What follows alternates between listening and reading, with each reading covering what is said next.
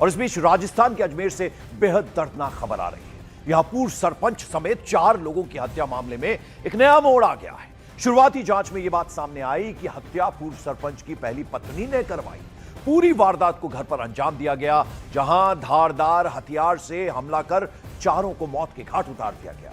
इसके बाद शवों को स्कॉर्पियो गाड़ी में डालकर सुनसान इलाके में ले जाया गया और ट्रैक्टर से निकाल के डीजल को छिड़क कर गाड़ी में आग लगा दी गई। पुलिस ने मामले में पहली पत्नी, बेटा बेटी समेत कुछ लोगों को डिटेन किया और फिर पूरे घटनाक्रम की कड़ियां जोड़ने में पुलिस जुटी हुई है।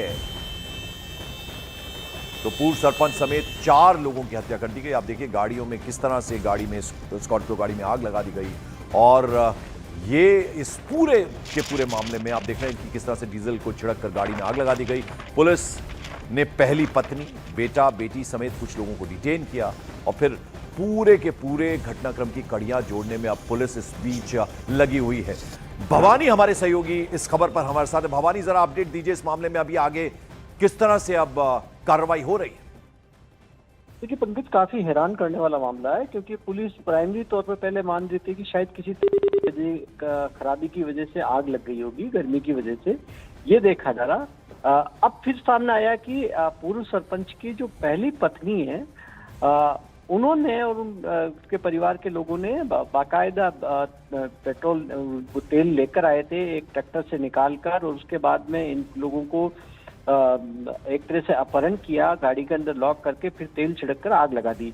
ये जो पूर्व सरपंच है अपने परिवार को कहने की वो लेकर गया था अस्पताल में, इसकी माँ बीमार थी। ये पूरी पॉलिटिकल फैमिली है। जो उसकी माँ है पूर्व सरपंच की, वो जिला परिषद की मेंबर रह चुकी है। इसकी पत्नी है, वो भी पूर्व सरपंच जिसको जलाकर मारा गया, वो भी पूर्व सरपंच रही है। और जो मानसी एक छोटी एक भांजी है। जी जी। तो पूरे परिवार को आग लगा दी। जी ठीक है, और इस पूरे मामले में पुलिस का क्या कहना है, जरा सुन लेते हैं। प्रथम पत्नी थी सुनीता, उससे काफ़ी लंबे समय से विवाद चल रहती, घर पे ही थी। तो कल भी देर शाम काफ़ी लंबा विवाद चला। उसके बाद सुनीता और उसके दोनों बच्चे, एक नाबालिग है और दूसरे उसकी बेटी सरिता, इन्होंने मिल कर के इन सब का मार दिया और शार्प वेपन का इस्तेमाल किया।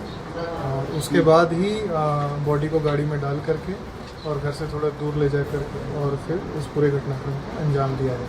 और आइए सीधे अजमेर का रुख करते हैं। मेरे सहयोगी अशोक भाटी वहां से हमारे साथ जुड़ रहे हैं।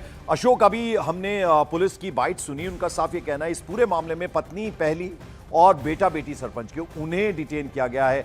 अब कड़ियां एक तरह से जोड़ी जा रही है। क्या अभी इस पूरे मामले में कार्रवाई हुई है अब तक?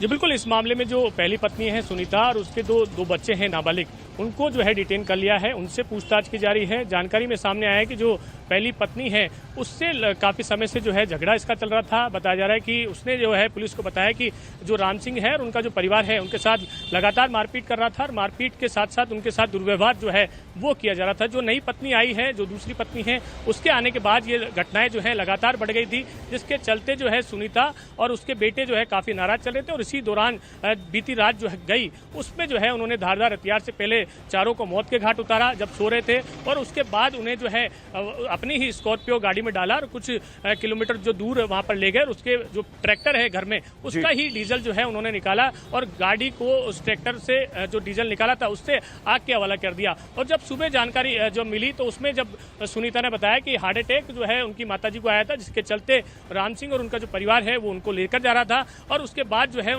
वो गाड़ी जो है बीच में जल गई। तो ऐसे में इस पूरे घटनाक्रम को छुपाने का यहाँ पर जो है पहली पत्नी और उनके बच्चों की ओर से प्रयास किया गया, लेकिन पुलिस ने कड़ी से कड़ी जोड़ते हुए इस पूरे घटनाक्रम को लेकर खुलासा कर दिया है। और इसमें बताया कि जो पहली पत्नी है उसने ही इस दोनों बच्चों के साथ मिलकर मर्डर की वारदात को अंजाम दिया और उसके बाद इस हत्याकांड को जो है इस हत्याकांड की साजिश को यहाँ पर अंजाम दिया है। फिलहाल दोनों को डिटेन कर लिया है। तीनों से अलग अलग पूछताछ यहाँ पर की जा रही है। पूछताछ के बाद ये पूरा खुलासा होगा कि इस घटनाक्रम में और भी कोई लोग थे या फिर ये 3 ही यहाँ पर थे। तो फिलहाल अब पुलिस जो है इस पूरे मामले की जांच में जुटी है।